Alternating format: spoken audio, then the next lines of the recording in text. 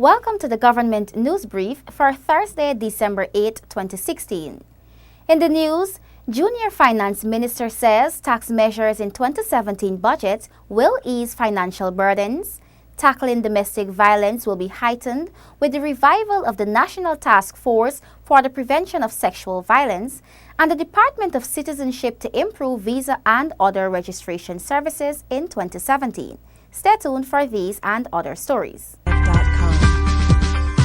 Thank you for staying with us. I am Renetta LaFleur. Here are the details. Tax measures in Budget 2017 are intended to ease financial burdens, says Minister in the Ministry of Finance Jaipal Sharma. Gabriela Patram has the details. Speaking in support of the 2017 national budget in the National Assembly on Wednesday, Minister Sharma points out that the opposition is creating unnecessary grief over the proposed new taxation measures. In this regard, the minister dispelled the negativity that was created by the opposition after the presentation of the national 2017 budget by providing evidence and basis on which these new measures will be imposed. Mr. Speaker, the prophet of gloom and doom is spreading misinformation that the large increase of the VAT projected in Budget 2017 is as a result of the VAT on water, electricity, and VAT on medical supplies and school items. However, what they are not telling the nation is that they left a large unpaid refund of input VAT as far back as 2010 when they demitted office.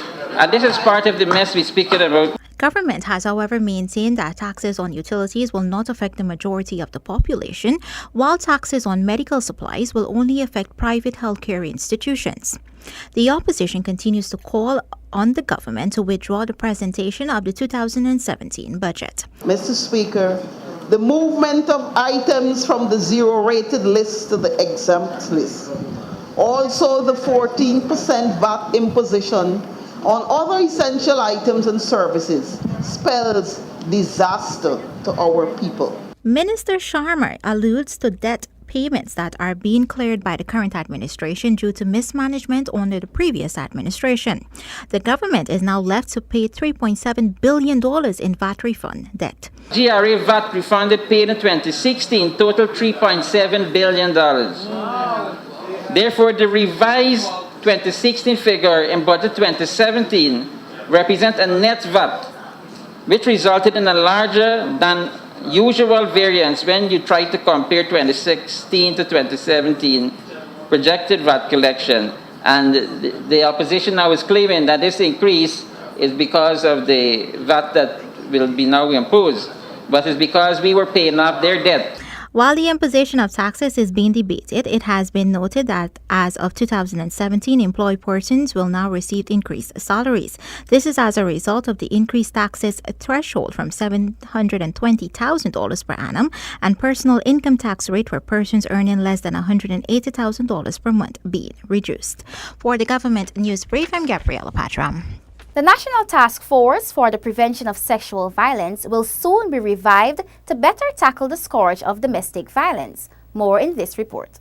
The Ministers of Social Protection, Public Security, Public Health, and Indigenous Peoples Affairs today signed on to the protocols of the task force to have it up and running. This morning we are here because a few things have happened. Within the Ministry of Social Protection, with the assistance of the Canadian High Commission to Guyana, we have been able to provide a new department within the ministry that is labeled Sexual and Domestic Violence. We are at the get set line and we are ready to go. Minister of Indigenous Peoples Affairs, Sydney Alicock, says the task force is a long-awaited need and will give justice to the victims of domestic violence, especially in the hinterland communities. Generally, our people out in the hinterland who have been abused for too long, and we have many of them have not been able to be given justice, and this is an opportunity to regularize or to be able to give to our young women more security in the future. So I see this as very, very useful, and we're going to make really good use of it. Minister Alicock commends the initiative and says it will provide an opportunity to better educate the hinterland communities on laws and support for victims. Meanwhile, Minister of Public Health Dr. George Norton says this initiative will better inform medical practitioners. The fact that we have this document at our disposal, it is a good guide that the medical practitioners will use, and it will also remind them about their duty. Personally, I think many times actions or adequate actions are not taken because we're not sufficiently informed as medical practitioners of our duties. But this document now will correct that. Manager of the Sexual Offences and Domestic Violence Policy Unit, Akila Doris, says the unit, which was officially launched at the beginning of October, is geared towards developing policies for the eradication of all forms of violence. We plan to increase our sensitization and awareness efforts countrywide. We've recognized that, Guyana doesn't really know that there is a unit specifically developed to tackle this sort of issue. All right, so we have a lot of information, and also we need information from our partners out there. The Department of Citizenship will continue its work to improve visa, passport, and other registration services in the coming year. Tiffany Rodias reports. Minister of Citizenship in his presentation during budget debate in the National Assembly says Budget 2017 has made allocations for the continuation of creating a national identity system. This process envisages that once a person's birth is registered, he should carry one registration number to death. In other words, there is no need for 15 or more ID cards. The same ID number you have at birth would be the one at the time of registration. The same number proceeds to your driver's license, your TIN number, and your bank accounts. This is useful to prevent fraud. The creation of this system is hinged on improving the issuance of birth certificates.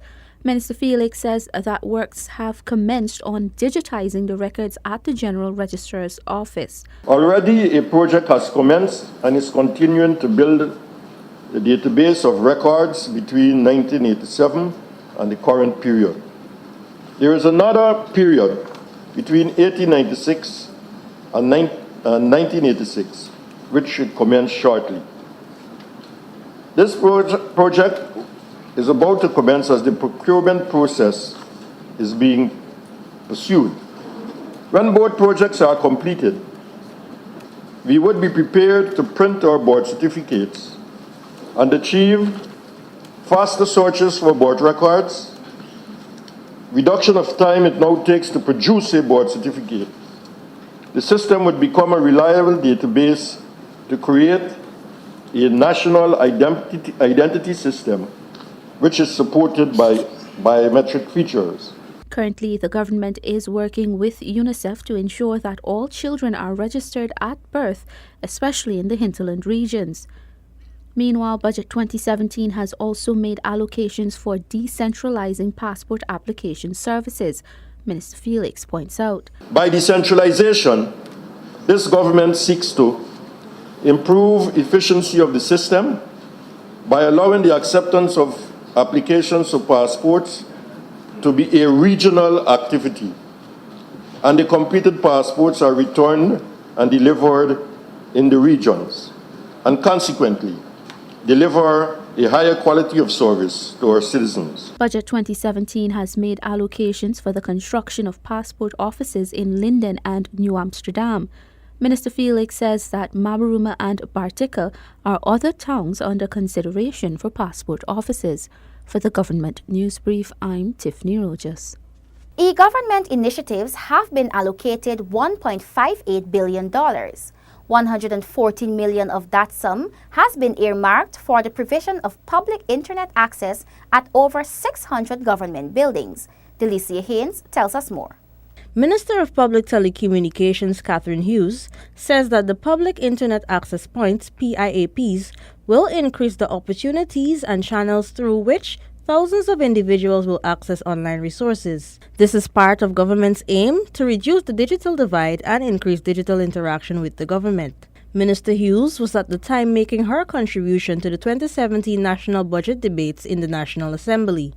The minister says that Guyana will be transformed because of this initiative. Key to this initiative is the transformation of strategically located post offices into comfortable, refurbished ICT hubs, which will provide citizens, and especially our pensioners, an opportunity to visit these hubs to also access free of charge related government services. Minister Hughes says that all post offices within reach of the eGovernment network, especially those located in digitally excluded communities, will become community ICT hubs. Meanwhile, an estimated $90 million will be used to provide ICT access to hinterland, as well as poor and remote communities throughout Guyana.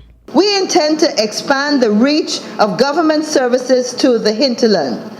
Community ICT hubs will be established in Anai, Lethem, Warramadang, Paramakatoy, Al Shelton, St. Cuthbert's Mission, Bartica, Mabaruma, Kekwani, and many other areas, and at least 24 or more pilot communities across Guyana. The minister says that the aim of this initiative is to improve the livelihoods of persons in those regions and to reduce the digital divide that exists between the coastland and the hinterland. For the Government News Brief, I am Delicia Haynes. The Guyana Civil Aviation Authority, GCAA, will see vast improvements in 2017 to ensure compliance with the International Civil Aviation Organization, ICAO. More in this Isaiah Braffett report. Minister within the Ministry of Public Infrastructure, Annis Ferguson, during her 2017 budget debate, says the $24 million allocated in 2017 for the GCAA will be used to further strengthen and build the GCAA for further compliance with ICAO. After much investment in staffing capacity, institutional strengthening, provision of technical training both locally and overseas, we want to rebuild the pride of aviation in Guyana so that our national flag can once again be proudly displayed on the tails of aircraft. The minister notes that when she took office in 2015, Guyana had the lowest level of compliance with the standards and recommended practices of ICAO. She says that under her stewardship and under government's vision, the level of compliance increased. After an International Civil Aviation Organization coordinated validation mission audit just last month, Guyana's preliminary results showed that Guyana moved, Mr. Speaker, from the paltry 4.24% to 64.66% level of compliance, a noteworthy achievement for the country. According to the minister, Guyana is now closer to its objective of obtaining complete compliance. She adds that this would not be possible without human capacity. Therefore, the ministry has embarked on training staff. $32.8 million was invested to send 8 air traffic trainees who are currently in Jamaica undergoing training to become full-fledged air traffic controllers. This will ease the constraints at the Tamari and Ogle Towers, respectively. Minister Ferguson points out that plans are also on the way to construct a new modern GCAA headquarters at Turkana in 2017. The ministry will also be working on a civil aviation master plan to map the path for the aviation sector for the next 10 years. Isaiah Braffett for the Government News Brief. Guyana teams up with the government of Colombia to diversify cassava. Zenil Williams tells us more. The National Agricultural Research and Extension Institute, NARI, today officially launched a project with the government of Colombia, funded by the European Union. Over the next 42 months, Guyana will work with Caritas Internationalis, a Colombian government agency for the diversification of cassava. Chief Executive Officer of NARI, Dr. Udo Homnot, speaks of the benefits of the partnership. In Guyana, we will be benefiting from a number of activities. These include access to new varieties, new planting technologies, new post-harvest technologies. But more importantly, we will be benefiting from the acquisition of a modern, what we call a cassava mill to make cassava flour. The cassava processing mill, which will be located at Parika East Bank, Essequibo, will cost approximately US $100,000 and will be funded by the European Union. Permanent Secretary, Ministry of Agriculture George Jarvis, says that projects are already on stream that will lend support to the cassava project. Jarvis notes that much adaptive research, extension, market linkages, and knowledge sharing have to be carried out. So, whilst I'm happy that we're looking at genetics, crop and soil management, processing, product and market development, it's also really important that the capacity building aspect that's mentioned here. A study conducted earlier this year revealed that bakeries also have an interest in using cassava flour, since up to 20% is used in a normal flour mix. In 2015, close to US $50 million worth of wheaten flour was imported. Dr. Homnot says Guyana can save as much as US $10 million through the use of cassava flour. Shanta Goberdan with this Government News Brief. We have come to the end of our Thursday, December 8th edition of the Government News Brief. The details of these and other stories can be found on GINA's website. We encourage you to subscribe to our YouTube channel. You can also visit and like our Facebook page so you can be informed as the news unfolds. Join us tomorrow for another edition of the Government News Brief. I am Renetta LaFleur. Thank you for watching.